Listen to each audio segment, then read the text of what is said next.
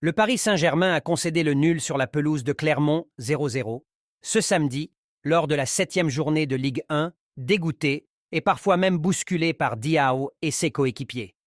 La possession du ballon était sans surprise parisienne en début de partie, sans que les joueurs de Luis Enrique soient vraiment dangereux. Les Clermontois, de leur côté, jouaient à fond les contres pour amener le danger dans le camp adverse. Sur une récupération dans leur moitié de terrain, les hommes de Pascal Gastien, il a fallu un sauvetage de Barcola dans sa surface pour empêcher Konaté de tromper Donnarumma. À la 20e minute, sur un tir de Dembélé détourné du bout des doigts par Diao.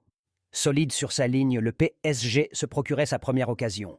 Le gardien formé au PSG étant dans un bon jour s'interposait de nouveau devant Mbappé, Kolo Muani et, une nouvelle fois, Dembélé empêchant Paris d'ouvrir le score en première mi-temps.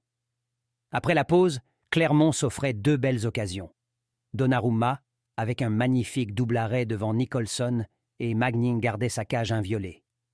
Avec un tir de Mbappé sur le poteau, les Parisiens tentaient de faire respecter leur rang, mais c'est bien les derniers du classement qui étaient encore proches de marquer sur une tentative de Konaté repoussée par Donnarumma. Après un moment de doute, les Parisiens se lançaient de nouveau à l'assaut du but adverse. Mais Diao, encore impérial dans son but, empêchait Ramos puis Danilo Pereira de marquer un but en fin de partie.